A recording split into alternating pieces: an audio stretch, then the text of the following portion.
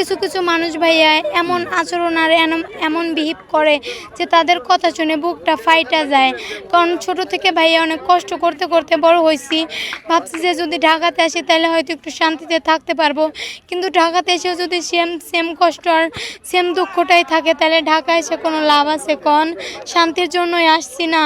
মানুষ কিন্তু যত যাই হোক দিন শেষে কিন্তু একটু শান্তি খোঁজে, আমার মধ্যে কিন্তু সেই শান্তিটুকু নাই। আচ্ছা, এত সুন্দর লাগছে কেন আজকে? কই কারো আবার শার্টের পকেট মকেট এবং বোতাম বোতাম ছিড়বা নাকি আজকে?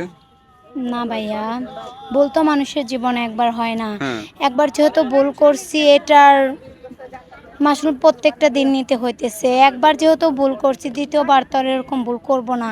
জেনে শুনে একবার ভুল করছি এর মাসুল প্রত্যেকটা দিন প্রত্যেকটা সেকেন্ড যেখানে যাইতেছি সেখানেই পাচ্ছি।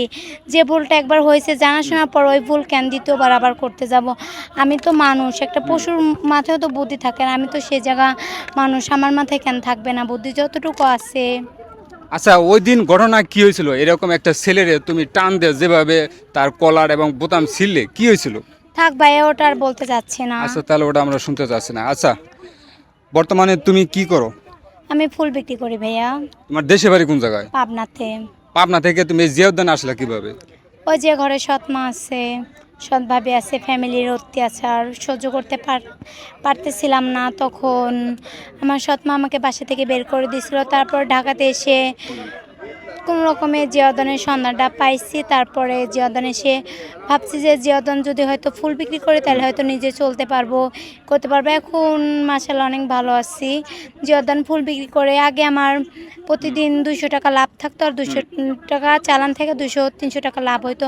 এখন আল্লাহ দিলে আমার 300-400 টাকা লাভ হয়। এখন আমি অনেকটাই ভালো আছি। আচ্ছা, তোমাকে বাড়ি থেকে বের করে দিল, তোমার বাবা কিছু বললো না তোমাকে? আমার বাবা কি বলবে, ওইখানে যে জায়গা আমার ভাবি ভাই তারপর আমার মা আমার বাবার কে উঠায় আর বসায়, সেখানে আমার বাবা আমার জন্য কিছু করে লাভ আছে? যেখানে আমি থাকবো না সেখানে আমার বাবা আমার থেকে লাভ আছে কোন? আমাকে আসলে ভিডিওর মাঝখানেও আর এমনিতে জিয়াউদ্দান যারা যতটা হাসি খুশি দেখে আসলে আমি ততটা হাসি খুশি না। আমি নিজের প্রশংসা নিজে করলে অনেক খারাপ লাগে, তারপরেও বাধ্যতামূলক বলতে হইতেছে যে আমি ভিডিও করি করে মানুষ আমাকে সরল সোজা ভেবে যেখানে খোঁচা মারলে চলে আবার যেখানে খোঁচা না মারলেও চলে মানুষ সে যে করে। এতটুকু একটা বাচ্চা ছেলেমেয়েও কিন্তু আমাকে নিয়ে মজা করে। আসলে ভাই আমাকে নিয়ে মজা করার মতো তো কিছু নাই। যদি আমার নিজের ফ্যামিলি থাকতো আমি তো আর এখানে থাকতাম না, আসতাম না। তাহলে মানুষের কোনো ক্ষতি করে নেয়, মানুষ আমাকে নিয়ে কেন মজা করবে?